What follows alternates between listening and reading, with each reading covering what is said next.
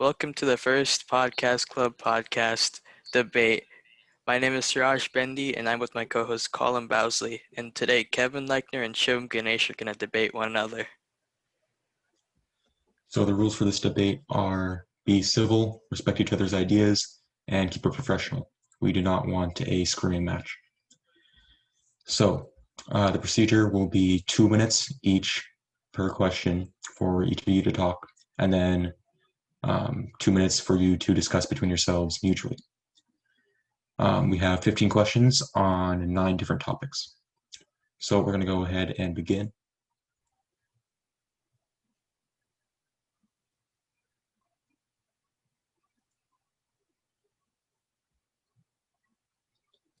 So our first topic is climate change. Question number 1 is, what do you believe is the future of fracking in America, and should we continue to invest in renewable energy sources over fossil fuels?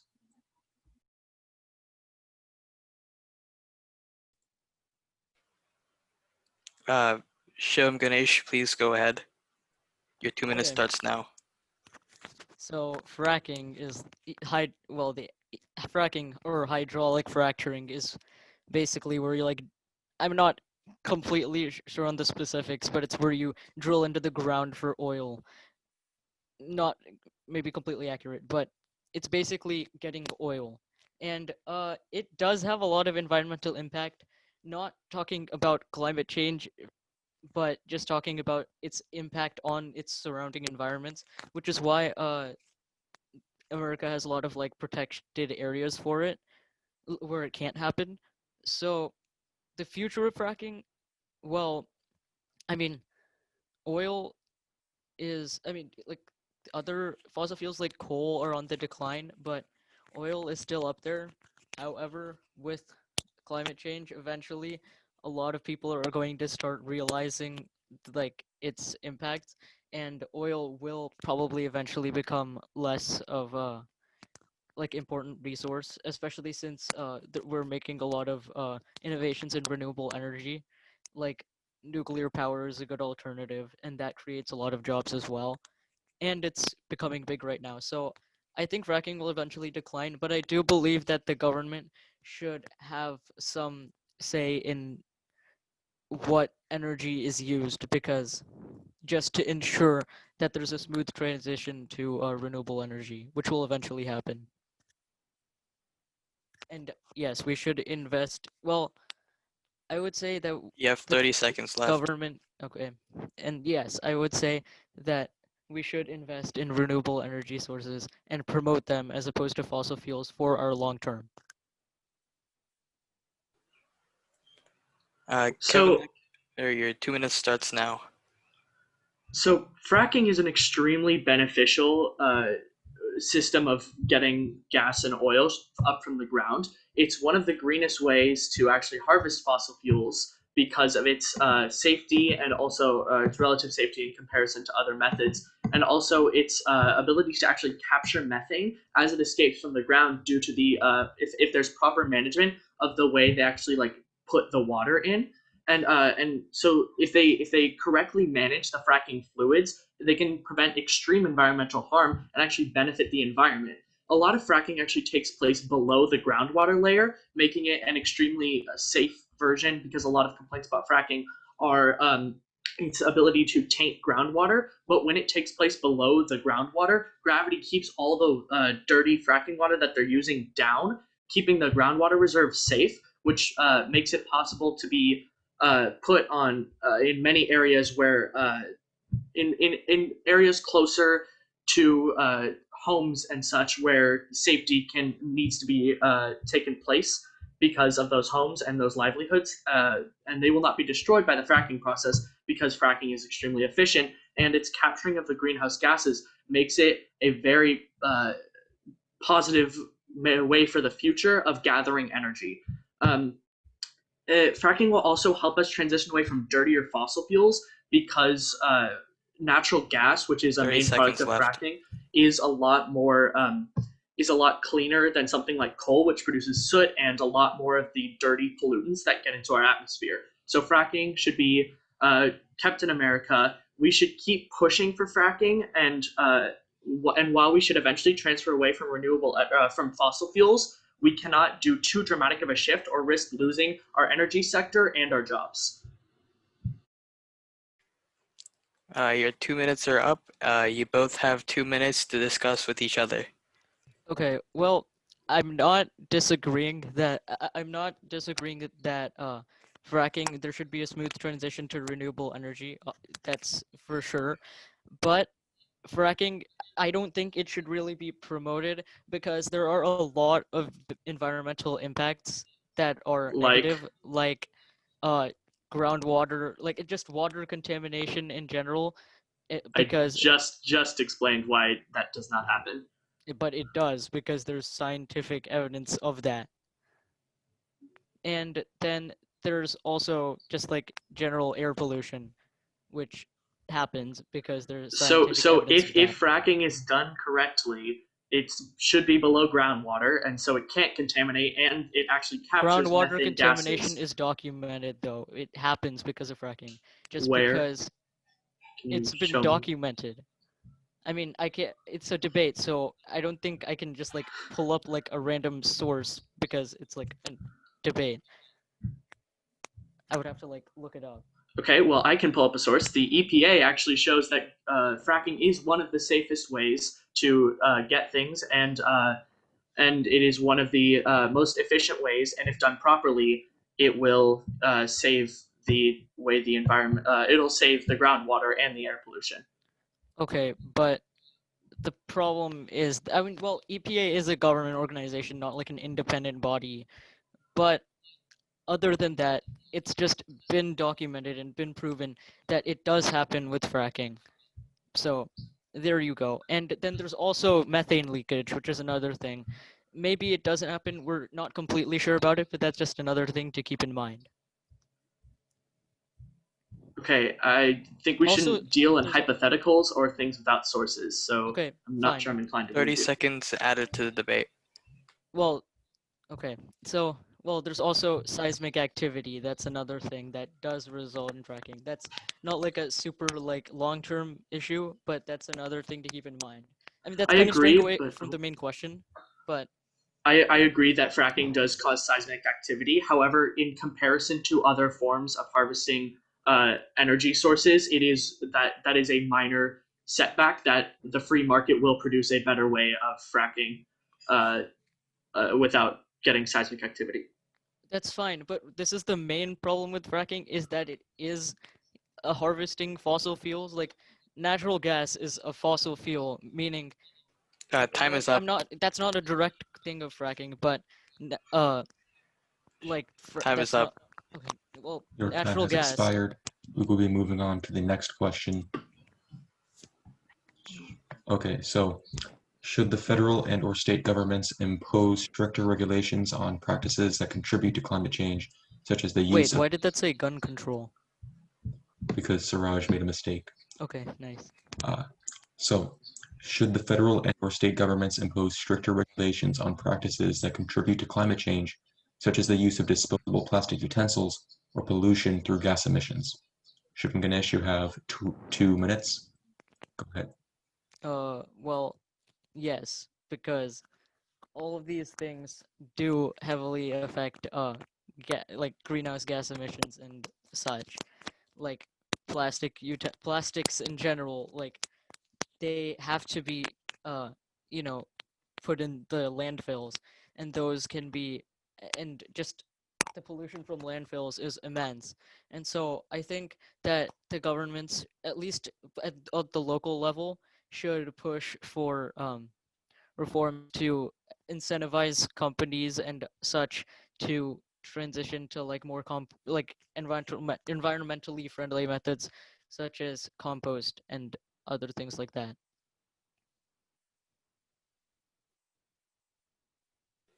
You have 1 minute. All right. Well, yeah, I mean, there's like a lot of like wood burning, other stuff like that. There's stuff like spare the air days, and those I guess work fine. But overall, I mean, regulations can be important for especially material stuff, not necessarily practices, but just like getting materials that result in a lot of excessive pollution out of people's hands, because a lot of times they're just not necessary for people to use. Yeah, that's Okay, basically it. Kevin Lechner, you have 2 minutes.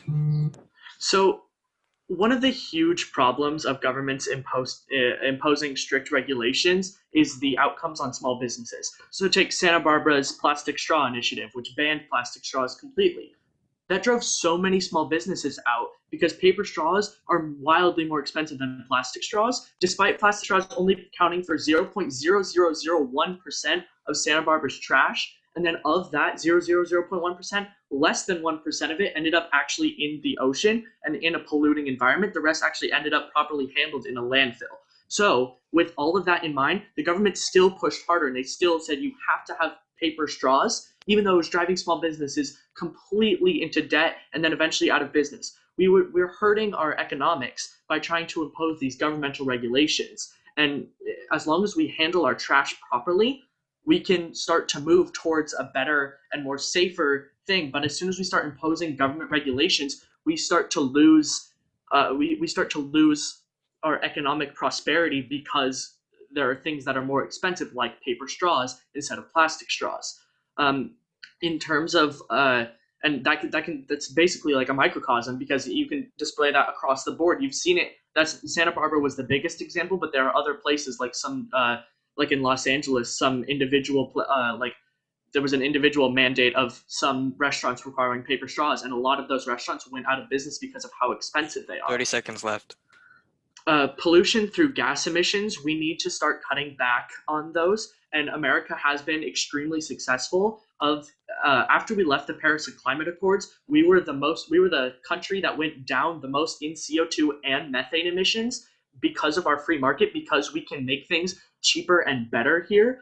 And we are moving towards a greener future. But as soon as we start imposing governmental regulations and broad international strokes like the Paris Climate Agreements, we lose our integrity and we lose the ability to actually move away in a solid way.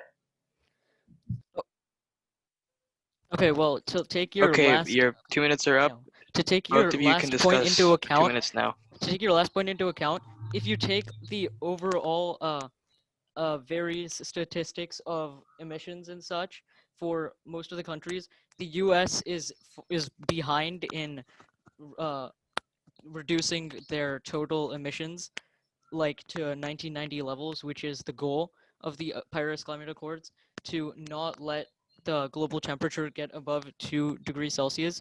So the US is far behind a lot of other countries in just making steps to improve, and it So while shows our other countries do have regulations on emissions and stuff, and so those countries while our have been successful in lowering emissions without too much economic like decreasing. so And while we are not the lowest producer because of our extreme manufacturing base, we will never return to the our rates are really what's important, not like actually how much. So if we keep our rates low, which we have been doing better than any other country in or out of the Paris Climate Accords, we will keep reducing those rates over time.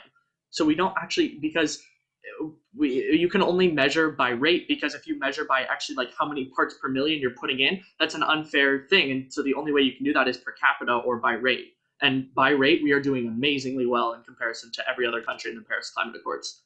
how well, like where are you getting this from? I mean, we do have the largest cumulative emissions, and that might not be a big problem, but cumulative emissions do matter because that is it's the total amount that influences global warming, and we have the biggest role in that because we have historically and currently been having the most industrial output, and That's not true. That's China.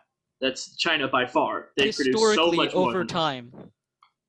Just When cumulative as soon over as China time. started manufacturing, they blew us out of the water in terms of emissions and whatnot. So we really need to be standing up to them. They're the biggest problem of emissions right now. They make up more than most of the other countries of the Paris Climate Accords, including us, before we dropped out.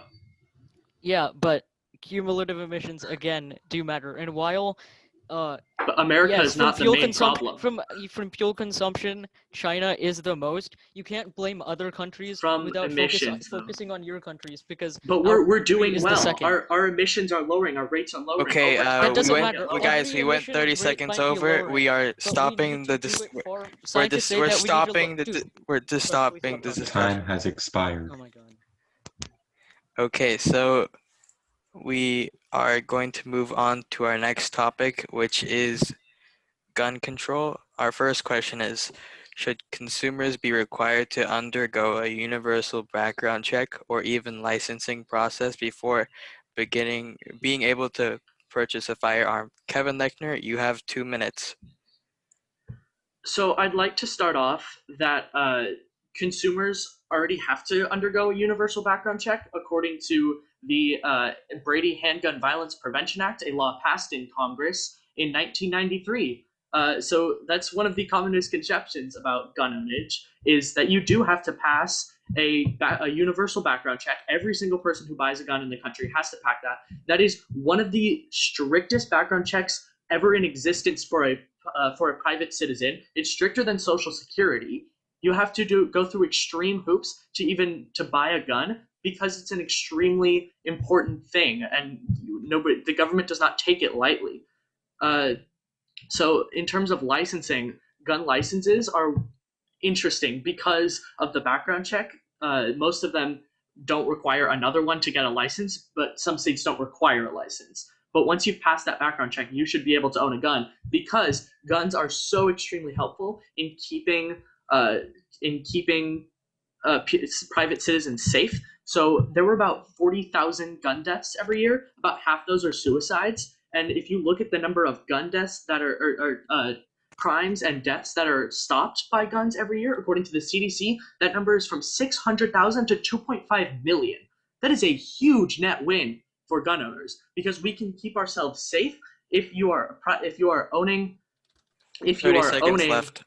if you own a gun, you can protect yourself and prevent more deaths. So you can look at the Texas situation, which was in a couple of years ago. There was a shooter in a church, and he got up and he had a shotgun and he started firing. And as soon as he started firing, 3 people stood up and shot him, and they saved countless lives because of their ability to responsibly and accurately handle their firearms. Okay, Kevin, your time is up. Shivum, you have 2 minutes. Okay, well, so I'm not completely sure how well the universal background checks are actually enforced. That's a topic that I don't want to get into, but let's look at the violent gun deaths, how the US compares to the world. So you're saying that these things have an overall net positive. Well, per like 100,000 people in 0.43 there have been around 4.5 violent gun deaths per 100,000 people. This excludes self-harm or from an accident, like suicide or just from some accidental thing. So that's 4.5%. Compared that to the other parts of the world, like Asia or the UK. The UK has 0.5 out of 100,000 people, and they have stricter gun laws, and it works. There are less people that are dying from violent gun deaths in those countries. Sorry, go ahead. Yeah.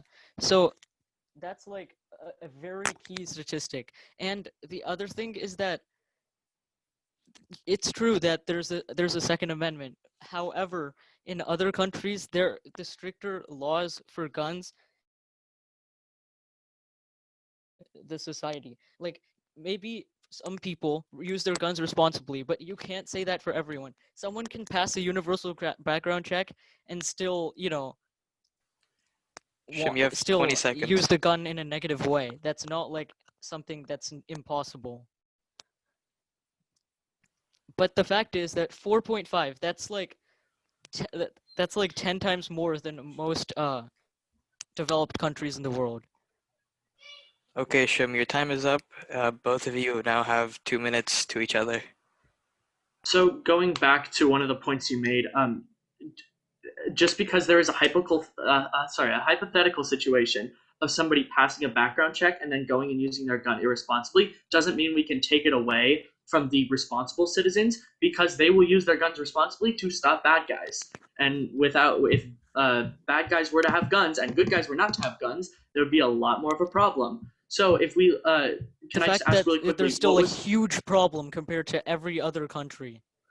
In a lot of those other countries, the crime rate is a lot lower. So if you look at the crime rates, you can see that the gun deaths of America are a lot lower than many of the others if you look at crime rates as well. So can I ask you really quickly, what do you mean? The crime rate in the US is higher. Okay, so that's like also a problem. Exactly. Right, That's because that guns have an effect on the crime rate. That just common illegal sense. guns. So because many criminals who have guns did not go through the right loops to get legal guns. So the criminals if we make got more them guns illegally, illegal, so you're saying that there's an enforcement problem with these background checks. That's another no, key I'm thing. saying guns can be sold illegally just like every other thing. Drugs are sold illegally all the time. Just because they're illegal doesn't mean it's not sold. That's not a background check thing. 30 seconds left. Yeah. Okay. So really quickly, so we can be productive. What's your step forward? What do you want to do to this country to make it safer in terms of gun safety? Have stricter limits on gun use and like. So what would you outlaw? What would you outlaw? Okay, let's take this account. The Conservative Party in the UK. 1 second. Well, I know for a fact that the Conservative Party in the UK, led 30 by seconds the granted. successor to Margaret Thatcher, imposed an extremely strict gun law. I think.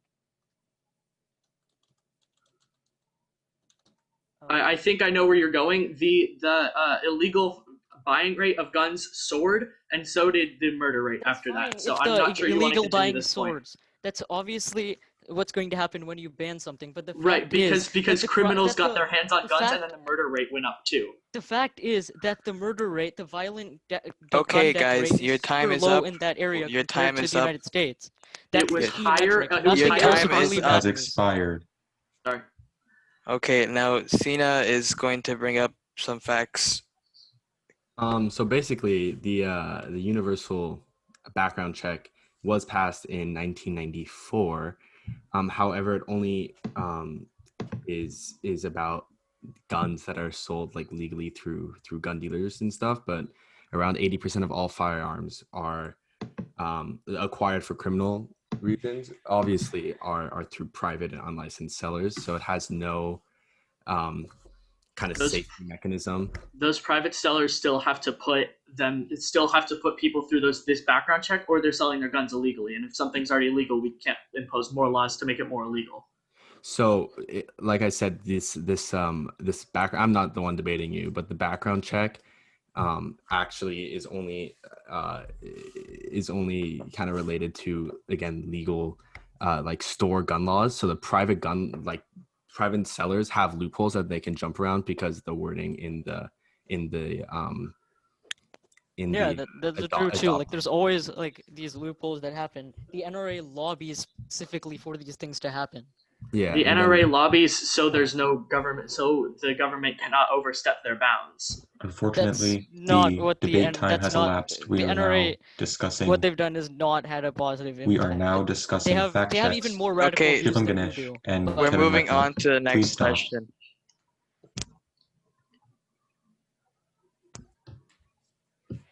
Should automatic firearms be available for purchase by individuals or only limited to use by the military?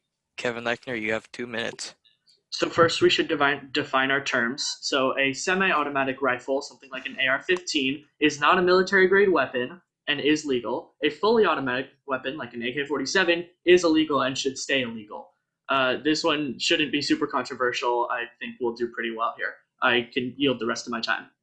Yeah, I mean, obviously, automatic firearms shouldn't. Okay, Shiv, we have 2 minutes. Your time starts now. Okay, I mean, I agree. Automatic firearms should not be available for purchase by individuals. Fully automatic or semi-automatic, just so we're on the same page here. Automatic. semi-automatic should have stricter. I don't know. This isn't the question, but semi-automatic firearms should have stricter regulations than like a pistol or something like that, just because So- of its lethality. So, can I ask you a quick question, Shivum? How many mass shootings do you think are committed by semi-automatic rifles as opposed to handguns? Please answer your question yourself. It's a lot. Handguns are responsible for a lot more. That's of fine, the, but the fact is that so we should be keeping semi-automatics semi-automatic legal because they are better. They are better in terms of defending against a handgun because the large majority of mass shootings and just murders in general are committed with handguns. So keeping That's fine, but- semi-automatics very legal and very accessible, not to past the point of background checks and whatnot. It keeps private citizens able to defend themselves against the vast majority of mass shootings which are committed with handguns. But the fact is that that's a majority of mass shootings, not all of them. Like The you've heard vast that- majority, you've heard- like you've heard that 89%. You've heard about bump stocks and how those make semi-automatic firearms even more lethal, and those should definitely be banned. Bump stocks are already illegal, so you can't do more than that. Well, And any modifications that makes a gun into a fully automatic rifle is already illegal. So there's kind of not much here. okay, well, let Do me either of you have any more points, check. or would you like to move on to the next question? There's just kind of two camps of America right now, and it's Shivum. I mean this by no offense to you because you're a very smart person. It's people who are a little bit uneducated about guns, and then people Okay. who are educated Look, about the guns. And because fact a lot is of these that things that you've been talking about are America's- super easily disproven / like are In should what be way? common knowledge. In what way? Bump stocks, or Yeah, or it's fine the that they're- UK crime It's rate good that versus they're illegal now. They were just illegal like in this Trump administration, not and like in this past like in the past 4 years. right not because we all the have times reasonable before gun that. reform. So but then why hasn't any other anti 2A person said we should make bump stocks illegal? I mean, what? So if bump stock actually, this isn't important enough. I mean, it's just the fact that the U.S. has a much higher rate of gun deaths. Due to our higher crime rate obtained by Which is due to guns. criminals obtaining illegal guns. Yeah, illegal guns also are in other places, but the fact that You can't make anything any more illegal than it already is. So if we impose more gun laws, who's gonna give up their guns? The law-abiding the citizens fact- will. The criminals will not. Guarantee you, 100%. Yeah, but enforcement will obviously reduce that. That's the whole point. Like other well-off, countries with Okay, you guys strong have 30 economies, seconds left. with good living standards, have much lower rates of gun violence deaths here, and gun laws clearly influence crime. It works both It's stricter gun laws gun influence crime, which usually- influence gun deaths. So That's let's just look at it. Australia, which imposed the gun buyback program, which was successful for about 4 days, and then the murder rate skyrocketed. Remember that? That happened That's not really Okay, bad. That was really that's bad. one Both of certain your program. times are up. We are our fact checker would like to say something. Sina, go ahead. Well, basically, honing in on your point about handguns and semi-automatic rifles in mass shootings. Since 1999, there have been 115 mass shootings. In those, 941 people were killed and 1,431 were injured. Of those, What year? since 1999. Okay. So, but of those, only 32 involved a semi-automatic rifle. However, in those 32 attacks, that accounted for 40% of all the deaths and 69% of all the injuries. See, that's a very key metric. So, The amount of deaths also matters. I agree. Okay. Semi-automatic So- rifles cause more deaths. That's We just. are over with fact. But debate time. in Both of you, we are over with debate I mean, time. isn't that Okay, more now we important will than be the amount of proceeding attacks to that are the used next in? topic. It's obviously going to be We will harder be in an proceeding attack to to the use a next topic. semi-automatic rifle Okay. Shivum, than Ganesh. a pistol because those are just harder Shivum. to get. Shivum We will stops be talking. proceeding. We can Kevin Okay, and Shivum, we'll be election proceeding to the next processes. topic, election processes. I will hand it off to Colin. Okay, so our first question. Will the increased use of mail-in voting in future elections strengthen or compromise the security of American democracy? Shivum Ganesh, you have 2 minutes to speak. Go ahead. Okay, well, I don't know why this is even a topic.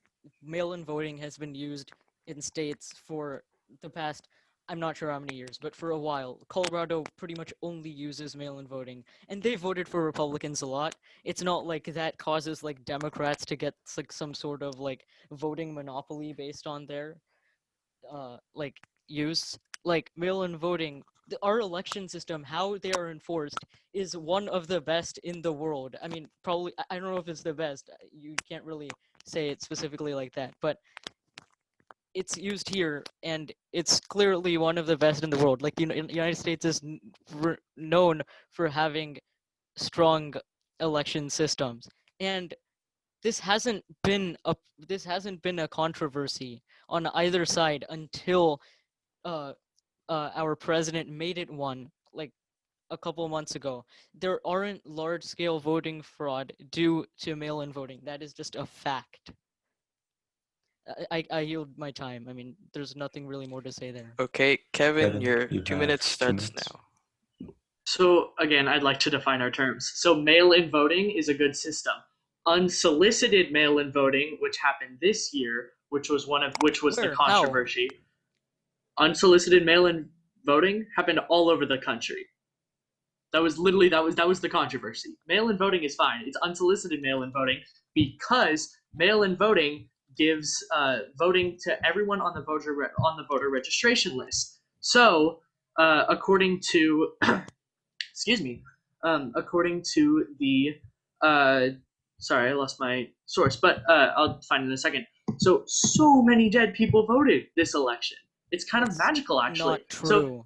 Deborah Jean Christensen, yeah, no, she's well known in her community. She's a committed fan of the Georgia Bulldogs. Those who knew her were really sad when she died in May. But a miracle, she happened to vote this year, and her and let's see, Mr. James Balalik, he also managed to vote. And there are literally so many other Okay. people on these voter So registration you're lists. It's talking estimated specifically about 2.4 million people on voter registration lists that are dead or deceased, and that was in 2012. Voter registration lists only get updated every so often. Imagine how many people got just votes got ballots because of their unsolicited mail-in voting. Anyone who wanted a ballot, an unsolicited mail-in ballot, could get one. okay. So that was the okay. issue. I'll let you finish. No, I'm good. Thank you. Okay, sorry. Can we Okay, do the we will now be moving discussion on thing now? to 2 minutes of free debate. All right. 2 minutes begins now. So, about the woman, Deborah Jean, whatever, Christensen, right? That allegation was false. Just That one, for saying to that. she's on the voter registration list. She received a ballot. She did not vote, but she received a ballot. Wait, so Deborah Jean Christensen Yeah. is not dead? Deborah Jean Christensen of Georgia. Yeah, it's just ridiculous. Wait, Deborah Jean Christensen died last year. In fact, the vote was legally cast by a living woman who also happens to be named Deborah Jean Christensen, born in the same year, but on a different day. She moved to Nebraska to Georgia, voted for Trump in 2016, and then Biden now. That is the fact. That is the fact. But Deborah, but both of them still received anecdotal ballots. evidence. Both of them still received ballots. That's the thing. There were Where? 2 ballots cast. How do you know that? Deborah Can you prove that? I mean, like, Can we fact check that? We can go on the voter registration list and see that she received. Sina, can you fact check that? Yeah, hold on. Either way, over the history of over our past elections, voter fraud due to mail-in voting has been non-existent, like non-significant. Like 30 seconds of can, debate remaining. Obviously, there's it's going to be a minor thing, but that also happens with in-person voting, like these we minor haven't things that there's have no happened. evidence of widespread voter fraud because there hasn't been this widespread of mail-in voting across the country. Of course, there's no evidence. Of course, there's no evidence. The Evidence if it's never happened experts and the before. people that have conducted the elections have said that this has been the most secure election in history. What experts? Sorry, genuinely asking. Not Debate has What been experts. experts? Sorry, 30 the people seconds. that conducted Proceed. the election and the people that oversaw it and went over it. That can Not you connected be more to the specific executive than that? branch, because the executive branch is going to have its biases. Can you give me a more specific thing than the people? Okay. I'm just generally asking. This is not like a gotcha moment.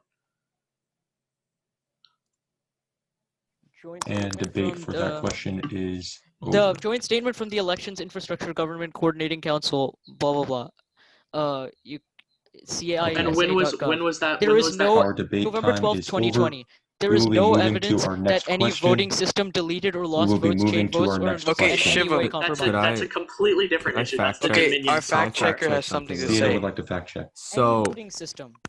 this Deborah Jean Christensen, there isn't actually a lot of articles. A lot of it was a lot of media pushed by Fox News and a lot of other right wing media. Apparently, I don't use Fox News as a source just for the sake of saying that. I never use Fox News as a source. Okay, but I'm just saying this is what this article is Totally, saying. yep. So there are two different Deborah Jean Christensens, Right. and only one of them received the ballot. And going back to dead people voting, half of the time, or most of the time, these dead people who are voting, it's either their spouses who are voting, or it's someone with a different same name, just a totally different person. And then the cybersecurity team, this is Chris Curbs, who was actually fired yesterday by Trump. This was a council set up by Donald J. Trump himself to ensure security of elections. Yeah. He made this team and he hired this guy, and then this guy said it was the most secure election, and then he fired him. So Okay, can I So, just say something that's here? the specific person. We will be okay, moving on to according- the next question. According to wait 1 second. Can Last we thing. We take will be 30 more moving seconds on. here? Wait, Yeah, can we take 30 we more get like seconds? This is a pressing. minute left Yeah. for votes? You may have 30 seconds. like We'll Thank you. begin yeah. now. Okay. So if we can talk about voter fraud and the interesting things that happened this election, can we talk about the 138,000 votes that were put in at 4 a.m.? And yes, there was one mistake What? that was corrected. what The are you saying? giant Like, can you spike. clarify what you're saying? The giant spike in votes in Wisconsin, because the Michigan one was a mistake and that was completely corrected, but that were put in at like 4 a.m. after count was supposedly stopped for the night. Why that seems a little weird that all of them were fine. When what? You Election need to clarify what you're saying. What? November 4 a.m. today? No. On election the day after the election, like election morning. So like Yeah, that's called fifth. counting extra votes. What? But they said that counting was stopped for the night, and then when voting hadn't Counting resumed, can be stopped, but then count- why would they just wait until like the because wee they need hours to of the Time morning? has because more they than need to elapsed. review all of the We are votes. proceeding to the next question. That's I couldn't ridiculous. even get the my statement electoral- in. Okay. We are proceeding to the next question. Should the Electoral College be abolished and replaced with another electoral institution? Shivum and Ganesh, you have 2 minutes to respond. Go ahead. Okay. The Electoral College. I mean, this is my opinion in that, yes, I don't think we should have an electoral college, and it should just be national popular vote. And maybe you could have ranked choice voting. That's not exactly what this is saying, but I would prefer ranked choice voting. But yes, I do think that we shouldn't have an electoral college. So a lot of people that oppose the electoral college say that the candidates will only focus on like big cities or something like that. But the fact is that candidates already do focus a lot on the bigger cities, and candidates, due to the electoral college, due to them not even having to really get huge turnout in a lot of states, only focus on the swing states. They don't go to any other states besides that. And it's grown more extreme over time, obviously, as the urban-rural divide has been even bigger. So yes, and the fact is that in a democracy, everyone's vote should obviously be counted equally, and that doesn't happen with the electoral college because the electoral votes are done winner take all, which even if it's in a proportional system, it won't be the, the true answer. Like in France, they have ranked choice voting, or they have like the elimination thing. I'm not the elimination voting, and in France, they just have the popular vote just over time where they filter out the candidates. And so there's a consensus on a candidate, even though if you don't completely support them, you can vote for somebody else first. But then if they don't get enough of the vote, then you can vote for the final two people, whichever one you choose, which is both more beneficial to democracy and to us, like as voters, but it's just a more fair system where everyone's vote is counted equally. Okay, your time has elapsed. We are giving the response to Kevin. You have 2 minutes beginning now.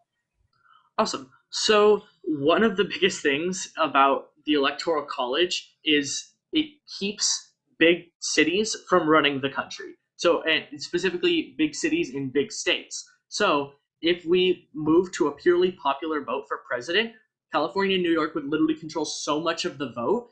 So people would only focus on those two places. If we're talking about only focusing on candidates only focusing on swing states, they need to completely we need to completely look at all of the different we need to completely look at all of the different populations of cities, because candidates would only go to those cities and try to convince people there, meaning they could try to only pander to those cities to make sure they got that city to vote for them, and then they would leave the rest of the country just kind of good luck, we don't really need you. By putting the Electoral College, it requires candidates to create broad strokes across the country. You can't just control one state. You can't just control 5 states. You can't just control 10 states. You have to control a lot of different states from a lot of different places with a lot of different needs, with a lot of different wants of what they want to see in a presidency. You can't just pander to this one specific group, any one place in the country. You have to look at the entire country and make sure that you're filling everybody's needs versus just trying to fill the needs of 5 big cities. That would be a huge issue. In terms of a rank and file system, I don't have huge qualms against that. So I'm good to open it up to free debate system. Okay, that will be the end of your time. We now have 2 minutes of open discussion. Go Wait. ahead. Okay, yeah. Okay, so first of all, the fact big cities are big. Yes, they have a lot of the population, but 5 big cities isn't going to get you an electoral college majority. The important fact here is that a national popular vote system doesn't devalue the votes in a rural state. That's just not how it works. Shouldn't a person in an urban area that votes should have the same influence on the vote as someone in a rural area? Just because a lot of people live in urban areas doesn't mean everyone in an urban area. Right, but we can't give control to just the people in urban areas. The second fact is that, okay, that's true, yes. But the thing about that is that we have states. We have a federal system where states have a lot of say in how stuff gets done. The federal government is often divided government, right? Like where one house is controlled like that. So yep. the fact there's a lot of limits to what the federal government can do anyway. And so having a more accurate system of electing a president to actually represent the views of everyone, because everyone counts, is going to be better for democracy. So yeah, candidates might not spend as much time in rural areas, but that is still on them because rural areas are still important in gaining votes. A lot of people still live in rural areas. We still, but there has to be a fairness to it, because if we only give the places with a large population power, the rural areas will suffer because they won't have to ask for, they don't have the authority to ask for votes anymore. They can't say, well, what are you going to do for us? Because it doesn't really matter. 7 votes out in rural Kansas doesn't matter against California. So that's why we have to give them power enough to say, candidates, you have to earn our vote. You can't just ignore us. 7 votes for Kansas is already like I don't know if it's I'm specifically using an Kansas, arbitrary but number. I'm just yeah, using an arbitrary number. yeah, no, that's fine. That's not the point. The thing about that is that the Electoral Debate College time has already elapsed. values those states more, and we have stuff to make the smaller states have more say. The Senate exists. The Senate is where you have 2 people from. Right, but Okay, debate time has elapsed. So we would like to bring in Sina, our fact checker. He would like to bring up a couple points about previous question. Well, yeah. All I wanted to say was so the Wisconsin claim that you made, Kevin, was just kind of, I think it was just a media sort of miscommunication, because ballots were never they didn't stop being counted in Wisconsin. They weren't just found magically. They had all been counting, and Milwaukee was actually the county that hadn't reported their ballots, so that it's a very largely Democratic county in Wisconsin. So obviously a lot of those votes favored Joe Biden. Yeah, I'm totally there on that. It was the I actually sorry, continue. But I mean, all I was trying to say was there were a bunch of votes that were reported together at 3:30, 3:30 a.m. And that was just because everyone they were counting through the night because they wanted to get the results in. And then back to the Electoral College, there have been a lot of studies done, basically saying that if there was an Electoral College versus if there was a popular vote, the Electoral College, basically what they say it anyways, that you literally Florida, Pennsylvania, Wisconsin, Michigan, those are the states that people currently focus on, and they don't care about California or Wyoming. And then if it turned into popular vote, they would just focus on California, New York, and in other states. So honestly, there's no kind of definitive thing on that. Thank you. Yeah, We so will be, even if there's no definitive we thing will be on that, moving on to our next topic, which is pandemic response. Suraj will be handling this one. Go ahead. Okay, our first question is, are the measures prompted by public health organizations like the CDC, such as mask mandates and social distancing orders, ultimately beneficial or detrimental to the nations? Kevin Lechner, you have 2 minutes. So one of the biggest things about coronavirus response and the president's response to it is the president does not have the constitutional authority to impose a mask mandate. That's up to the state governments individually. And so those state governments may or may not choose to do that, but that is a big thing about mask mandates.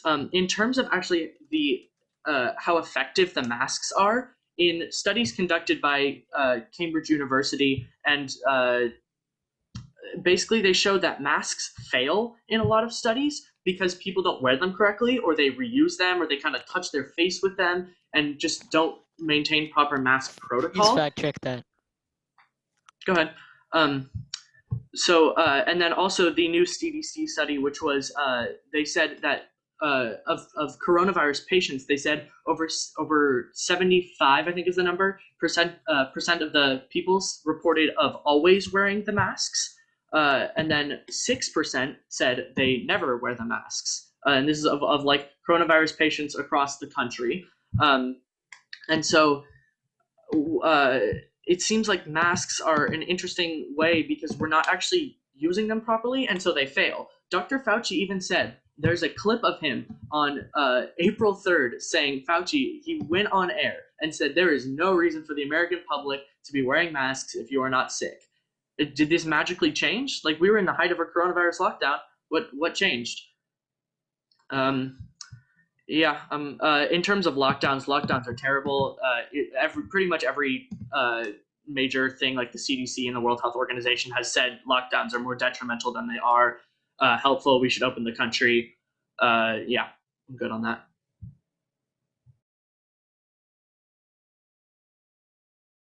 Okay, Shivum, Say your something? 2 minutes starts Okay, now. yeah. Okay, so yes, Fauci did at one point say that masks are not necessary, and but he later after the studies came in saying that masks do actually work in preventing people with COVID from transferring it to another person.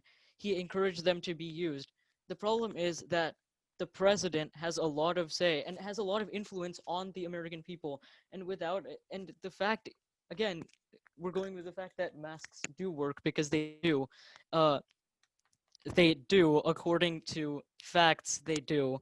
Uh, the According to president facts. not okay. The president not having a unified response to the pandemic is a problem, but that's not what I'm getting into here.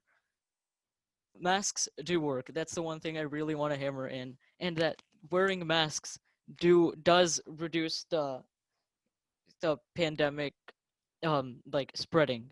That's just a thing. And even if there's a low amount of people wearing masks, we need nearly everyone to, because even a small amount of people can result in a spread, as you can see in like North Dakota, where there's like very little people there.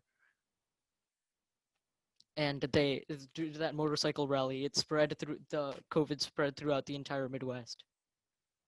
And social distancing is definitely important because like there should be restrictions on that too, because there's another thing. Let's bring up another thing that people at the time thought was detrimental to themselves: seat belts. Seat belts, obviously with the studies, have been proven to save lives, and this is equal to that.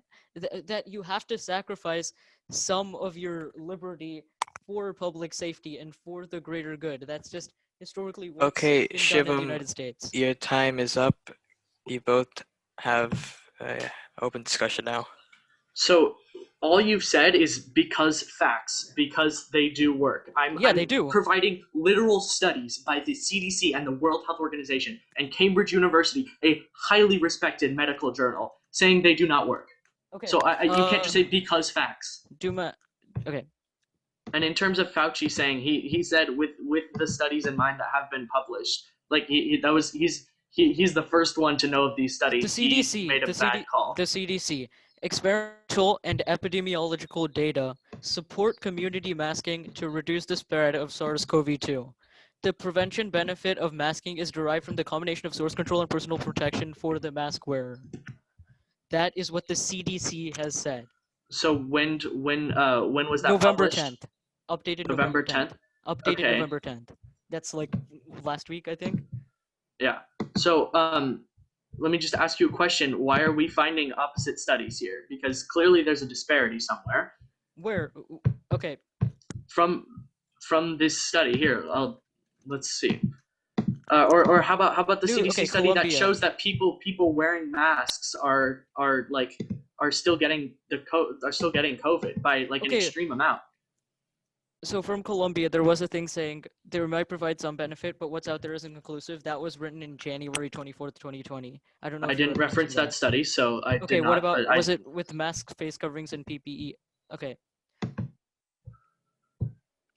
Well, anyway, I mean, the CDC, which is supposed to be highly reputable, has said that masks work, and this has been extremely recent. People can change their views due to new research, and this is clearly new research. I agree, but when studies go back and forth and definitive studies, plus the CDC has been wrong about a lot of things. So so while we should put our trust in them, we have to look at other places because this is an extremely novel coronavirus. So we need to look at other places to see similar tests and similar results. But we don't see similar results when we look at similar tests, like the results from Cambridge. Okay, both of your times are up. You see it? Okay. Does the fact checker have anything to say? Yes, please say something. I have so much to say. So, I understand. I found the study that you were referencing, Kevin, or the survey that you were referencing about. It was 85% of people who got it said that they were that they wore the mask. However, the reason that this is misleading is because the CDC has stated on multiple occasions that it doesn't matter if you wear the mask or not, because if other people don't wear the mask and they have it, they'll infect you because it doesn't. But if we look at the vast majority of people who are getting it and they're wearing it, and you look at people in like California where places are spiking even though people are wearing masks, like California is Yeah. doing relatively well compared to the rest of the nation. Continue. Yeah. compared to a lot of other places. But if you look at New York, which was hit the worst out of anywhere in the country, That's they because wore it started at the masks. beginning and people didn't wear masks at that point because there wasn't They a were wearing consensus on it. masks. That's By the time okay. New York death rates were getting to the very, very worst, people were wearing masks very much. So basically the issue with that 85% or whatever, it was shared a lot on social media and stuff. It's very, very apparently it was just like a chart, and it's apparently it can be very misleading. You guys can look. That's an AP. It's a very non-biased. Now so do masks work? Now this is a bit, I understand why this is controversial. So the CDC did originally come out, or the Fauci originally came out and said I don't think they work, or he said I don't think you need to wear them. He did reference a lot of studies that showed that they didn't work, and of course that is some sort of discrepancy, because if they worked for 100%, it should be stated even in like the early studies. But I think that there are a lot of errors and bias that were present during the studies that they didn't take into account. So when they started doing more research on different types of masks, like surgical masks and N95s and all that, there's a lot better. The Mayo Clinic actually had this saying that they do work as long as you wear them properly. But humans don't wear them properly. That's kind of my point. Okay. We fiddle with them, we take them off, we but reuse the them. question isn't Encouraging more people to wear masks will have more people wear them properly. Saying that they don't wear it properly we is don't not a see people valid wearing. statement to make. There are say that basically people shouldn't wear there's masks. basically no citizen who goes around wearing their mask properly, who gloves What? up to make sure their masks are sterile. kind of- They glove up before they putting their mask on. They never reuse it. Anytime it gets the slightest bit contaminated, they take it off and throw it away. It'd be extremely detrimental. What? Okay, Like, how so is we're this You gonna see move people on. using We're masks. You going take it to off, you put move it in your on to the pocket. next question. Yeah, that's We are fine. moving Masks on prevent to the you next from topic. spreading it Okay, to other our people. next We are moving topic- on to the next topic. Our topic is tax code. The first question is, should the United States enact stricter tariffs on China? Shivum, you have 2 minutes. I mean, I'm not like super learned on this, but I mean, the whole tariffs thing has resulted in like worse like economic situations for a lot of people. So, and if you support free trade, then you would obviously just by ideology oppose these tariffs. That's just a thing. So, if you support, I mean, it's really a matter of like you can't really like predict what's going to happen when you put tariffs or not, but the general thing that has happened since the trade war or whatever is that a lot of people have experienced like setbacks due to it in the United States. I yield my time. Okay, Kevin, you have 2 minutes. So, in terms of the trade war with China and how our tariffs impacted the world economy, China lost jobs. We gained jobs. CO2 emissions went down because our manufacturing base is cleaner on average. And honestly, it led to a better economy in the world. So our tariffs did actually encourage manufacturing bases at home. We increased our job structure. We had a better economy.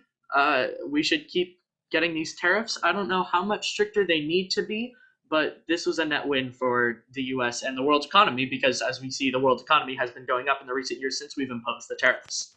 The tariffs are fairly recent, and the world economy has been going Yeah. up well before that anyway. I agree, but second- we expected a economic meltdown. That was what was called by these tariffs, and then that didn't happen, and it kept rising at a completely steady and Okay, if not better rate. Kevin, you guys' time is up. It's now open discussion. Okay.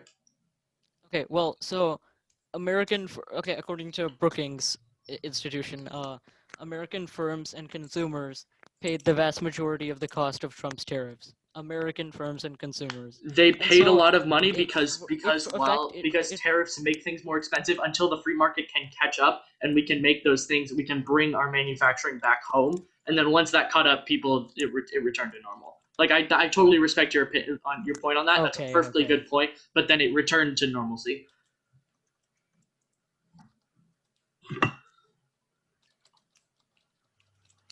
Okay, 1 second. Yep, you're good. Take your time. Well, so if you look at the overall economy, but even okay, whatever. Anyway, so also obviously the tariffs didn't really help the U.S. in actually negotiating better trade agreements. That's clear. But Yeah. so in that case, I say, yeah, I don't think we should enact stricter tariffs without really going through going through the benefits and the costs Broad of the strokes tariffs were to needed the though common because people.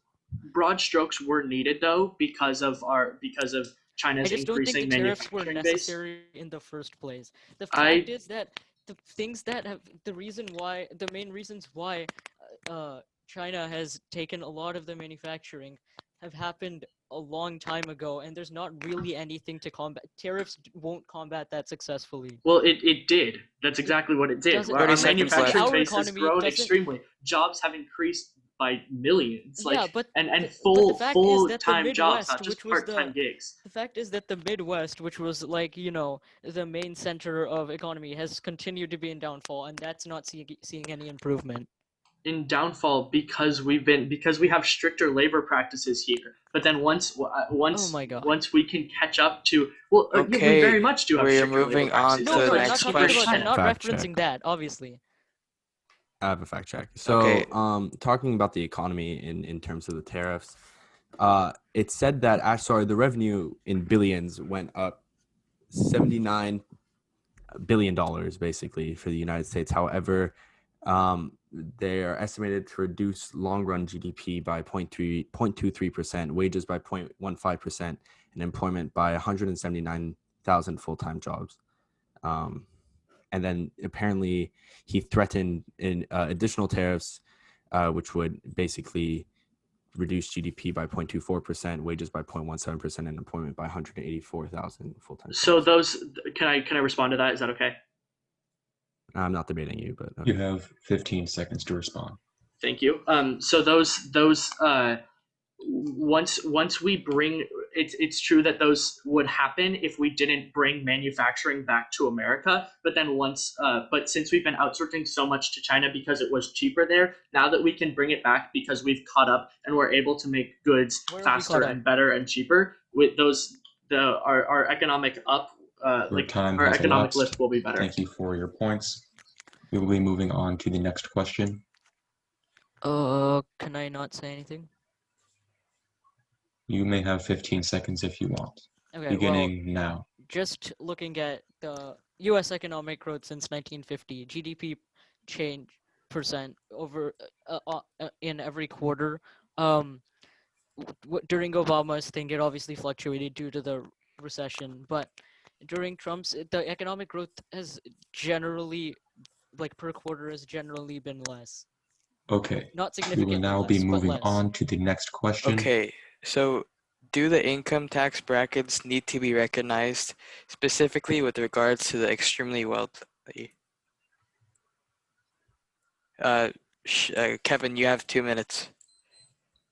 So, in terms of jobs, keeping high, especially corporation and corporation tax, keeping them in high wealth, keeping those low, keep those corporations here, because if we started to raise taxes, they could move, and then we could start destroying our jobs really fast because those corporations employ a huge amount of the American population, and if and then also there are more costs to corporations moving, like shipping costs, and they can do cheaper labor across in another country, but then there's shipping, which causes more, which just causes more price goes up because globalization eventually will cause prices going up if you keep trying to push for extreme globalization, and American jobs are lost, and we can't risk that kind of thing by taxing the wealthy by an extreme amount, considering they pay in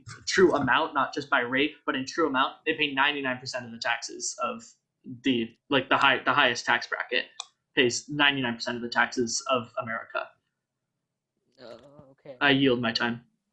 Okay, Shivum, your 2 minutes starts now. So, okay, well, I mean, the first part was about corporate taxes, which wasn't exactly the question, but I'll go into that a little. So there was obviously Reagan's supply side economics, like, reducing taxes for that. And and after that was when the what do you call it? The corporations started leaving America. So no, not necessarily. That's not exactly saving jobs or anything like that. And just because, and the idea, which seemed good at the time, that if you reduce taxes, like for the wealthy and for corporations, then that will eventually feed down to the common people anyway. That didn't end up actually happening, as studies have shown. So that's one thing. But also, income taxes, it's just that it doesn't matter, like, by total amount, if they're paying like a super high amount of tax, like the rich. It's just that the lower classes, in terms of socioeconomic status, shouldn't pay like nearly as much tax as the rich, just because that, yes, the rich pay in cumulative amount the most in the taxes, but they still have a lot of money, and increasing them somewhat for 30 especially the seconds left. ultra rich isn't necessarily going to hurt us as an economy. Like, there's no proof of that, because they haven't tried that since the 1950s, which was a period of economic growth. Are you done? Are we good to go? Okay, 2 minutes for open debate starts now.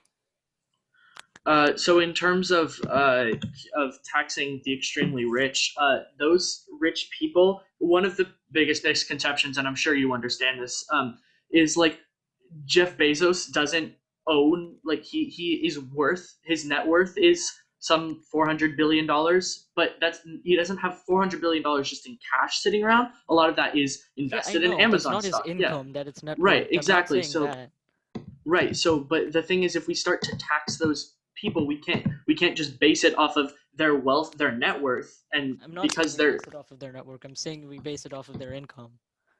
so companies can just pay different incomes for their CEOs. A lot of CEOs just take like $1 as salary because they can, and so income taxes aren't the if we keep imposing these high But the CEOs taxes, don't take people $1 can in just, salary. some can and some definitely They do. can, Not but all that doesn't do. mean they do. Like, maybe Bill Gates does, but he was ultra wealthy when he was whatever.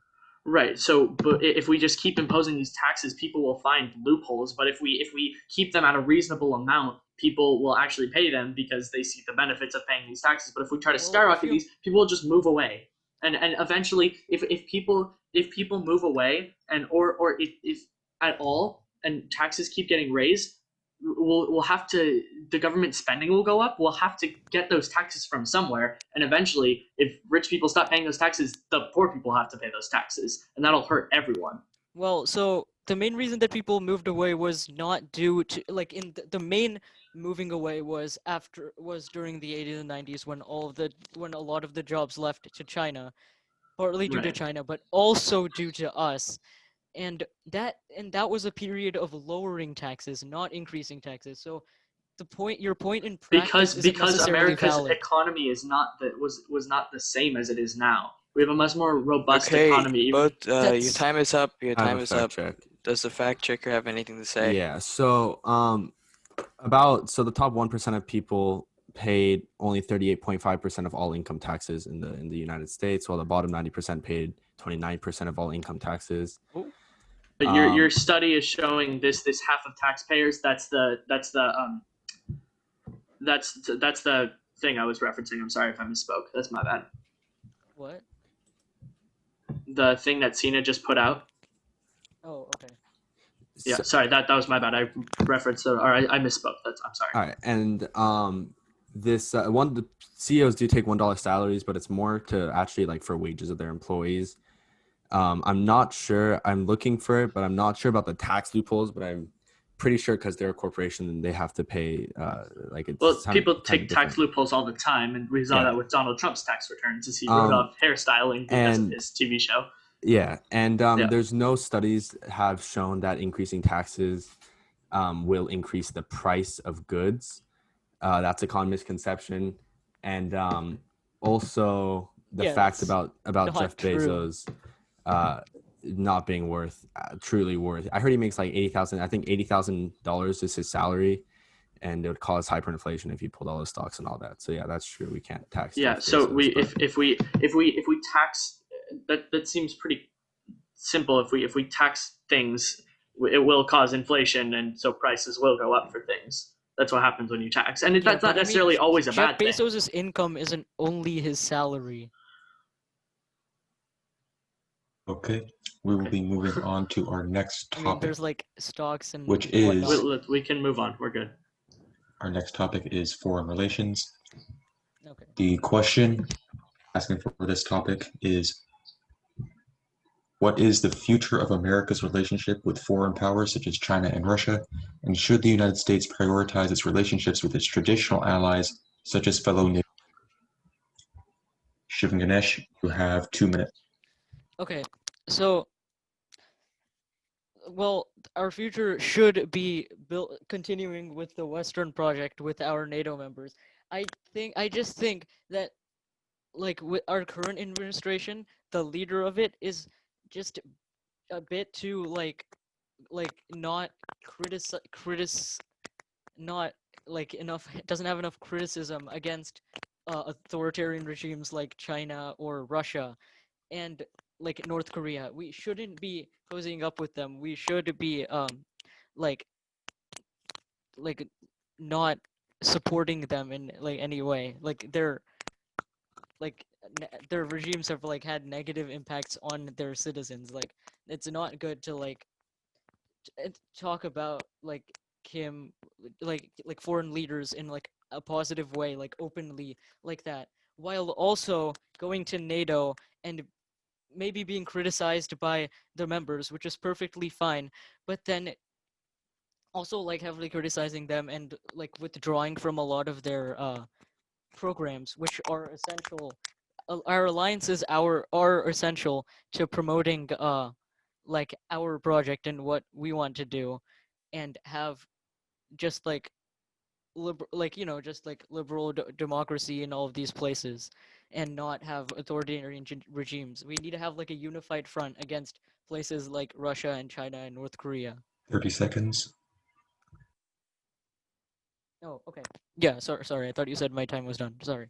Yeah, so our foreign policy should, like, yes, we have to like somewhat like have a dialogue with China and Russia, but we shouldn't be like saying, "Oh, I had an," like you have to be harsh on them. You have to criticize them. Which I guess Trump did do initially with North Korea, but then he had this meeting and then he said a bunch of nice things. Okay, so all of our that isn't time really is up for important. Shivam. Kevin, you have 2 minutes to respond. You may proceed. Cool. So we've been pretty darn tough on our enemies, and while we have not always been like, we do say nice things about them to try to earn their favor, because we are trying to work through diplomacy right now. And Donald Trump is quite a character, and I don't like his character at all. But he seems to be getting things done forward policy wise. He ended the Korean War, like straight up. Like they're finally at a place where they're actually in a ceasefire, and he actually went on North Korean soil, and There's been he several brought ceasefires. That's not been different. but this is an actually official one recognized by both countries, and they're starting to talk diplomatic relations again. He's went on North Korean soil to bring back remains of fallen soldiers, to bring them back to their families so they can be buried at peace. He's taken great strides in increasing our relationship of North Korea. Instead of just trying to yell at them and bend them to submission, he tried a completely different tactic, and I was very scared of what was going to happen, but it seemed to have worked. Like we haven't exploded yet, so that's pretty good. In terms of helping our allies, there is no one that Donald Trump has helped more in the entire world than Jerusalem and the state of Israel. Donald Trump moved the U.S. embassy from Tel Aviv to Jerusalem, recognizing it as because no other president has been that pro-Israel legitimately ever. He's recognizing the Jewish state for the first time in history. He's standing up. It's an officially recognized nation. Sorry, you finished. Sorry.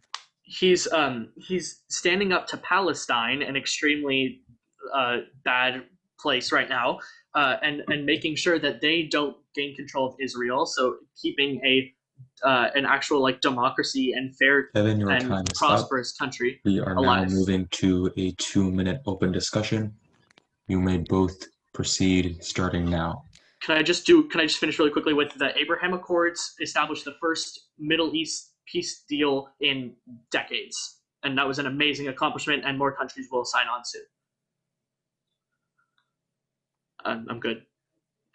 Okay, well, so Israel has been recognized by the United States, like Not with that's Jerusalem as its capital. Yeah, because it's not its capital. Maybe it's It is. maybe it's Jerusalem like de jure, is the maybe it's de capital of the jure its Israel state. capital, but it de facto it's Tel Aviv because that's where the government is.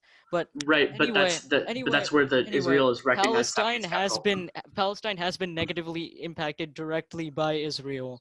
That's a thing, and it's not like Israel was even actually granted that whole the West Bank and Gaza. That was like done by the British to like appease both sides, which obviously didn't work because that never works. Like with India and Pakistan, same thing. So Yep. because like the British just wanted to get out of there as fast as possible. But anyway, so it's not like Gaza and what's the other place? The West Bank were legally given to Israel, and Jerusalem is like bordered to that too. And the whole problem with that is that, I mean, you have to take both sides into account, and you can't just immediately jump onto one side because that can cause repercussions across the entire Middle East. I mean, it's been looking okay so far, so I'll give it that. But it's just that America needs to keep its other NATO members, like in Europe, on good terms and not like 20 bash seconds So remaining. certain people that are in recently- opposing sides of the political spectrum or something. Recently, NATO has been pretty stagnant, and we've whipped it up back into a actual like Okay. force again. And so I think that we needed In a what little way? tough In love what in way? NATO. Well, I mean, when was the last time NATO did something? Well, Besides, they like- didn't need to do something. The Well, we're time still- has elapsed. We still are haven't moving done on to anything our in next particular. topic. But we're the actually border like I have a policy. moving I have into a a quick position to do fact something. check, just a quick one. What? So, Trump went to Korea and did all those things, about for the veterans, and he did officially kind of end the Korean War. However, troops were mainly pulled out of there like 60 years ago, so it wasn't kind of Well, ongoing. right, but it was still going. Like Sure, Yeah, but sure. that doesn't that okay. But anyways, You can't go by but it just it's technicality. kind of You have to go by actuality. it's kind of misleading. The Trump signed a treaty between two Middle Eastern countries that were never at war. Trump did, and was the first president to recognize Jerusalem as the capital of Israel. But that's not which necessarily is like true. a universally good thing. Yeah. Well, I'm just saying by- in terms of allies, he was the first. Since Israel is an ally of the United States, he was one of the first. right, presidents to do that. he's being extremely helpful to Israel Yeah, okay. That's all. in recognizing them. Moving on to our next topic, border policy. Okay, so the question is, do America's current immigration policies need to be reformed? And if so, in what ways? Kevin Lechner, you have 2 minutes. So I do think our immigration policies need to be reformed. I have a somewhat of a 3-step program to make that happen. First step is to build the wall. We need to build a wall between us and Mexico. A lot of it is already completed. Not all of it is done, but we will build it. Or I hope we will build it. The wall is estimated to cost about $20 billion, which is a lot of money. But if you compare it to the amount of money that illegal immigrants cause to or take from America by benefiting from things like Social Security and taxes and stuff like without paying taxes of their own, it's estimated at $105 billion. So that is a super net win. And so once we build the wall, then we give every single illegal immigrant in this country right now a path to citizenship. They need to be citizens because every person who comes here deserves the chance to have the American dream, because American is not a race, is not anything. because Americans are Americans and we can all be Americans together because that's what America was founded on. So give them a strong path to citizenship, make sure they get to be citizens, get them solid help, and then we will establish an e-verify system that lets people, we will establish an e-verify system that makes it basically impossible to work or get money or benefit off of anything here without being a legal immigrant into America. And that will be extremely beneficial because we can we can keep our illegal immigrants out while helping our legal immigrants because they deserve to be here because they did the process right, and we would love them here because they are extremely beneficial to our economy. I think we can make our path to citizenship better and getting people into the country legally. I think we can make that better. I totally am on board with that. And also, the wall would be a big stop to sex trafficking that goes on between the 30 Mexican-American seconds border. extended. Sorry, let me finish this point, and that'll be done. Sex trafficking is a huge problem on the border, and if we stop that, that would be a really good thing, obviously. So I'm done. Thank you. Okay, Shivum, your 2 minutes starts now. Okay, so first of all, building an entire wall over the southern border is just, first of all, not like practical in terms of like where we want to put our budget. It just like the benefits would like not even close to outweigh the costs. Like, second of all, border walls aren't just going to be proven to keep out like the people who enter without inspection, because only like, you know, like the strongest, like most important people, like most advantaged people are going to get across, and like people can still succeed in doing stuff like that. Plus, most not a lot of crossings like happen illegally, and the thing with the drugs, most illegal drugs don't actually enter the US with people just sneaking around the border. I said nothing about drugs, but okay. But that's a key policy for like Trump. So I think Okay. that's fair to point out. I'm not Donald Trump, so That's fair, but I mean the wall is still a thing. And building a wall, like studies have shown that building a wall won't reduce the amount of people that have entered without inspection in the United States, like significantly in any way. Just building a wall won't solve the problem. Like, just building a wall, there's already fencing in most parts of the area that just isn't valid. Are you done? Sorry, can we move on to open debate? Yeah, okay, no. Like, in terms of sorry. just general immigration policy,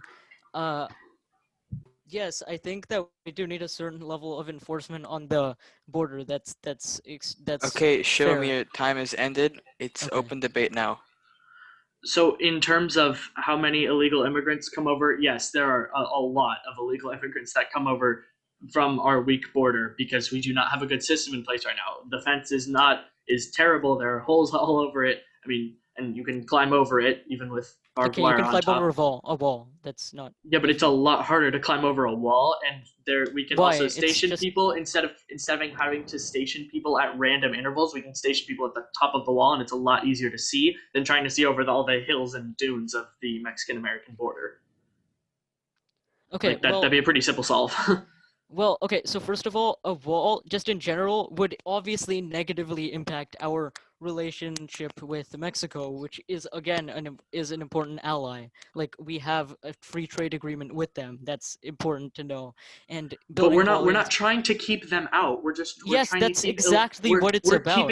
We're keeping illegals Border out. walls were used Legal like in the people past can to come. keep people out. That was the specific point, like with city states. Also, and stuff, that's why they used them. not keeping people out, that walls do that all the time. That was the purpose of the Great Wall of China. That's the purpose of the Western Wall in Jerusalem. That literally happens so much. In their castles, walls are used to keep people out. They work extremely well.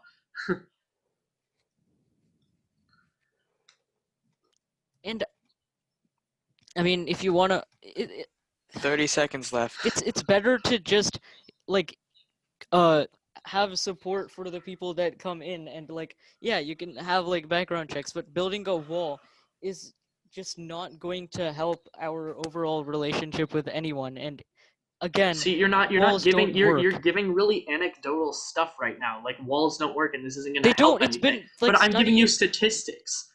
Like Where? I'm giving you the percentage of like the like 62% of people that Time is come up. here We're come moving through on. the border I have a not on fact a check plane or real something. quick. Yep. Yeah. Sina, go ahead. So the wall, around 300 miles of the wall have been built.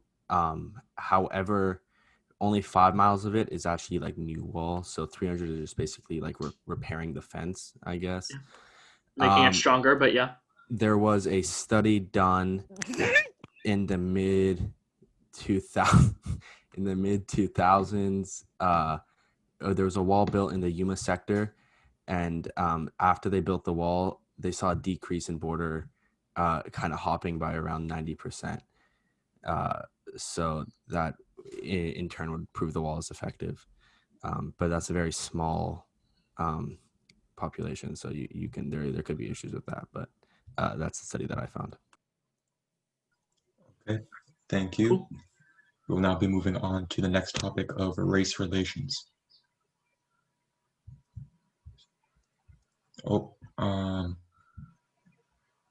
Actually, we have another question in the topic of border policy. Suraj, go ahead. Okay, so the question is, what is the future of ICE operations at the border, and how should migrant families' detention be handled in the future with the recent controversial child separation policy in mind? Kevin, you have 2 minutes. Awesome. So I'm sure everybody knows this, but the kids in the separation policy of separating kids from their parents is not a Trump policy, is not an Obama policy. It is not a Bush policy either. It's a Clinton policy from way back in the day. Okay. And Not in really. terms of, I definitely think it is because a lot of people are blaming him for it.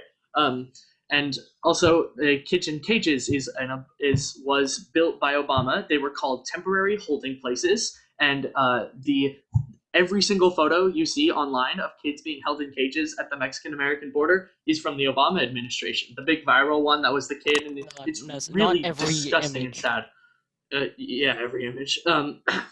Maybe not. Maybe, but the large, vast majority of them are from there. Excuse me. And so the one that was just tragic, and I just think Kids in Cages is just abhorrent and terrible. But the one that was the really bad one was that was circulating and went super viral was from 2012, or sorry, 2013. That's my bad. And so when Trump saw these things, he ended that policy in 2018 with an executive order. Like that was the Kids in Cages. It's over. It's not happening at the border anymore. I think we're in a better place than we were. ICE is commonly misunderstood in terms of, while it is an immigration thing, they are also the biggest sex trafficking or anti-sex trafficking organization in the entire world ever to exist. So completely abolishing ICE would be a very detrimental thing because they do stop a lot of sex trafficking. A lot of the recent busts that you've heard have been through ICE procedures. So yeah, we're ending Kids in Cages, thank goodness, and ICE is a good thing. Reform may or may not be needed, but we cannot abolish them. Kevin, your 2 minutes are up. Shivum, you have 2 minutes. Okay, well, just I'm not going to bring up any past moves, but just how it my migrant family detention. Well, I just don't think that ICE should meaninglessly just capture and detain people that they think people that came here illegally. Just there should be a better path for that than just doing that. But either way, with child separation, I just don't think that should necessarily happen unless the child is actually in danger. And just 1 second about the cages. Can I make a point while you're looking this up, or do you want to hold your time? Okay, yeah, but can Okay, I have my time extended then? Yeah, you can take whatever this is from, I don't know, my next Okay, question or yeah. something. But so in terms of child separation, when families come over, a lot of time they aren't families. According to a study by the oh my goodness, who was it? I have the Washington Examiner, but I don't think they actually did the study. Either way, a lot over 30% of DNA tests came back that the adults that the children were traveling with were not their parents. They were like some sort of border crossers of some sort. And so you have to put those people in jail because they did break a law and they did take the kids. But then you can't put kids in jail because that would be bad, and putting them in. So you have to separate them. And so while it is a bad policy, it's better than the alternative. I'm done. Thank you. Okay, just one thing that the I'll just say that like one thing that's been reported is that families were only separated, like child separation in the Obama administration only happened in like very specific circumstances, like if there was drugs and if like a parent was carrying drugs or something like that, which is like obviously illegal. And yes, but with the Trump administration, it's been expanded to more than that. That's just what's been happening. Right, because otherwise the sorry, it's still your time. I'm sorry. And the whole cages thing, it's a zero tolerance policy for every like children are separated from parents. It's zero tolerance now compared to before. That is the Okay, difference. so now we're opening up to open debate. 2 minutes starts now. Oh, okay. Shivum, if you need to continue because I stole your time, you can do that. Otherwise, we can open debate. Yeah, so it's just that the zero tolerance policy is a shift from previous things that happened. Yes, this has been a thing that's happened, like with child separation and stuff, but this is a zero tolerance policy, and that is the key factor in this case. Okay. Sorry. Are you good? I mean, it's just open discussion, so you can talk if you want. Okay. I'll Cool. talk again. Sure. So I think this zero tolerance policy was put in place, like I said earlier, because kids were being put in these cages or in jail of some sort, and we can't have kids being put in jail because they did not commit any crimes. It was the adults that they were traveling with, whether it be their parents or border coyotes.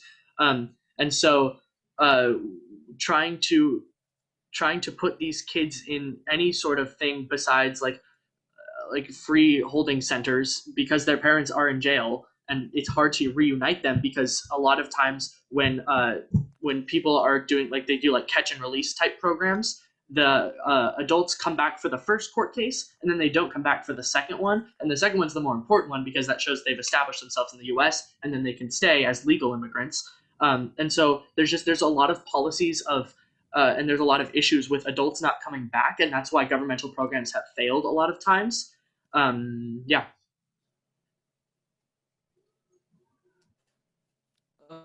Okay. Yeah. Oh. Do we have any other points, or can we quickly run down the fact check? So our get fact checked. fact checker Sina has left, and he is now being replaced with Logan Wu. He currently cannot talk, but Colin will say what he has to say for now. Yeah, so Logan found that under the El Paso program, which was begun in mid-2017 under the Trump administration, adults who crossed the border without permission, a misdemeanor for a first-time offender, were detained and criminally charged. No exceptions were made for parents arriving with young children, and the children were taken away from them, and parents were unable to track or reunite with the children because the government failed to create a system to facilitate reunification. Because governmental programs have failed. It's important to point out that back, this is different from the prior administrations' like. Yeah, I agree, policies. and because this is a just different. Because people would not come back for their court cases in a catch and release type situation, or where they were charged and they had to separating every family. Like not a lot of them aren't families, and yes, it does, because parents have to be responsible for their children. If they are not responsible, they are unfit to be parents. You can't just put that specifically on immigrants. You can't just put that specifically on immigrants. Maybe some other people are bad parents, but that doesn't mean that you're gonna rip their children apart unless they're like really bad. And if they're responsible parents, they'll do the right thing and they'll follow up with the governmental programs. That seems pretty easy. Just be a responsible parent. I totally think they have the capabilities to be responsible. Okay, we will be moving on to our next topic, which is race relations. So first question is, Wait. what reforms would you like to see in law enforcement, and how should the government address police brutality and racial discrimination in the justice system? Shivum and Ganesh, you have 2 minutes. Go ahead. Okay. I think that we need to see like some changes in law enforcement. So obviously we don't get rid of the police. That's not the answer. But what I can say is that actually in the United States, in like specifically in black communities, there aren't people that are actually there to have public safety enough compared to like other countries, especially in black neighborhoods. Like even like black people support having more police as long as they are held accountable. The thing with police unions is that they often, not just police unions, but just laws like that for police, is that they give police a lot of immunity in the things that they do, and police unions are really strong in terms of preventing police officers that do objectively bad things. Okay, well, I can't say objectively, but from doing like bad things like unwarrantedly putting their knee on someone's neck, from being charged properly. So I think that we need to reform our law enforcement and public safety systems by getting the law enforcement officers in the right places, and they should be held accountable and trained more and all of that. They need to be trained in one, race relations. They can't just like have be biased, and also they need to be trained far more in de-escalation of situations, not escalating them, which is what they've been doing in a lot of cases. um Racial discrimination is You have present in the 30 justice seconds. system.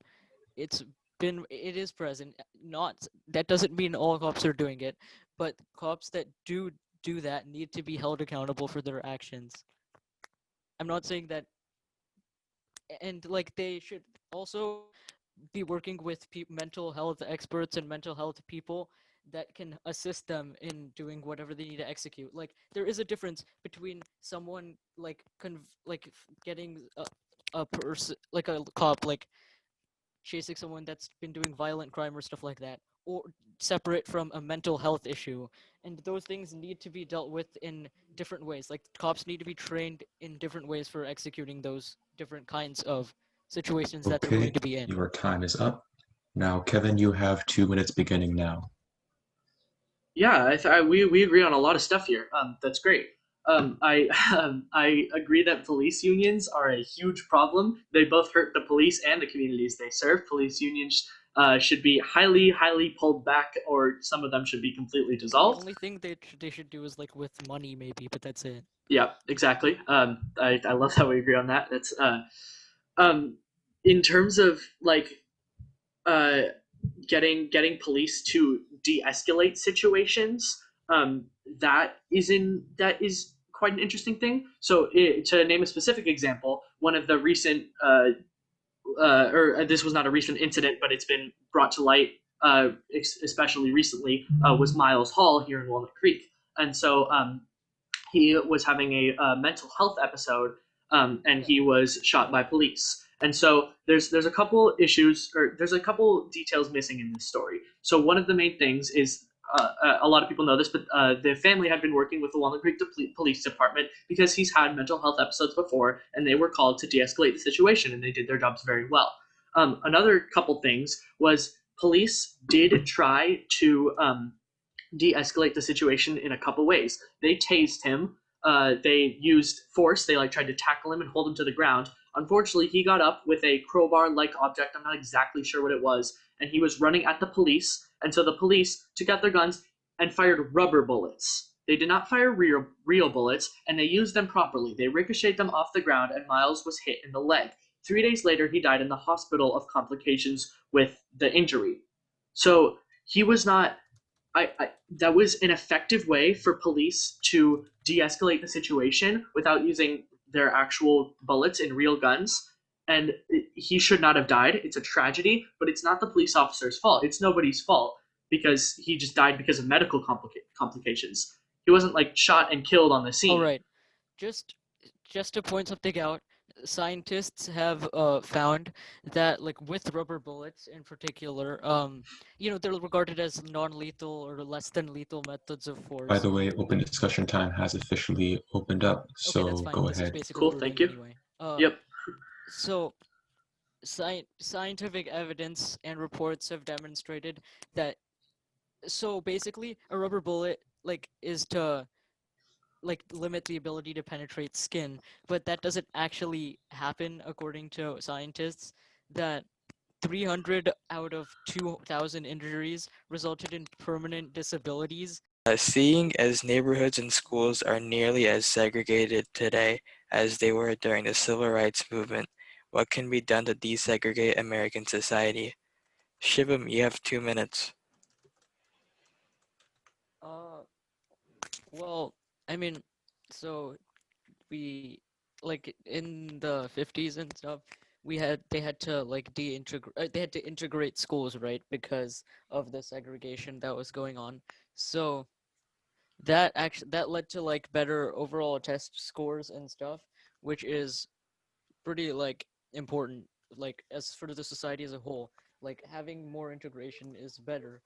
But then what ended up happening later is that just like certain like laws and certain stuff were enforced in cities that sort of forced black people to mainly be in certain schools, whereas white people in other schools. And usually like black and brown people tended to be in like maybe like less quality schools or like poor quality schools, which is still happening today, and it's kind of getting worse because of wealth gap and stuff like that. So I think to desegregate, I mean, it needs to be like all sides of the thing. The wealth gap needs to be closed, and we need to invest a lot more money in the schools. I mean, the only way to really do that is to have like some form of tax. So I think investing more money in those kind of schools can really help with that, and also just like closing the wealth gap, which is different, but like giving more opportunities to people of certain races, like creating programs to do so can be good.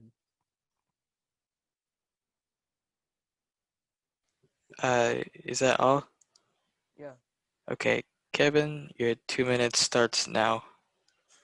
Yeah, I think we agree on a lot here, which is great. I totally, unfortunately, know that schools and neighborhoods today are super segregated, and like it's just a really bad problem. And so that's why I'm a big advocate for school choice. So school choice, basically, your your zip code doesn't determine your future and where you're going to go to school. So I'm a big believer in people being able to jump their district line or jump their district lines to be able to go to other schools, schools that are better. So that way, those schools will get more students, which will lead to better funding for that school. And then with better funding for that school, there will be also either better funding for the lower income school because the higher school is doing better, so the government can give more to the lower income school, or the lower income school will close, allowing more teachers and students to go to the higher income school, making an overall net win of uh, students and teachers and the environment that they go to school in. Yeah, so I'm a big advocate for school choice. I think that'd be a great way to solve some of these problems that are just as prevalent today as they were in the 1950s. I yield my time. Okay, so the 2 minute open discussion starts now. Okay, so about the school choice, I understand. I mean, like it makes sense like to do that. I mean, I like that idea. It just one thing I have with it is that it might be like it's just difficult to like it might be difficult to like actually execute properly in a way that can work. I mean, we definitely need to do other things besides just that. Like that can't be the sole thing, but that could help for sure. But Yeah, and I know just the big thing usually is with school. transportation, like a lot of students like might not really have access to good transportation. Like maybe they can't use a car or something, because I mean not everyone has a car. So if we have school choice and stuff like that, we'll probably also need to invest more in transportation, like public transit, so that the students can actually get to those schools in time and all that stuff. Because like being late to school is not good for like a student in general. Yeah, I mean, usually school choice programs take place over about 5 to 10 years as they start to get implemented. So there's plenty of time to make sure students are accommodated for, and there's plenty of infrastructure to make sure all the students are successful. So it will take a couple of years, but hard I, things take a couple of years sometimes, but yeah, I they're mean, I worth it. just think the goal should be that you shouldn't have to even like have a school choice where like just the schools in general are all like maybe you have less of them but like bigger schools or something, but in the sense that schools are just all like good enough like for our I mean, population, if and you then think there's about not it, like a huge disparity among schools. the school that's going to be doing better is like if there are two schools in a lower income city of some sort, and one of them is probably has a higher population and more people gathered around it, that one will probably stay open for the sake of not having to make all those people go, and that school will probably be doing better because of the population of students. They'll be getting like more funding, there'll be more teachers, more parents can even donate a little bit. So that school will probably be doing better. So those kids will, the kids from the other school will be taking a step up into. So I think that's a good compromise. We're making bigger and better schools by kind of combining schools almost. And so like, uh, so yeah, school choice of starting the process of getting kids from the lower income to raise up to the higher income schools would be big help. All right, I think we're done here. Okay, well, that concludes the debate. Thank you, Kevin Lechner and Shivum Ganesh, for coming on the show today. Uh, well, bye. Thank you, Suraj. Thanks for uh having us. Thank you to our fact checkers. Yep. well, I will probably be here some other time, so look forward to that, and goodbye.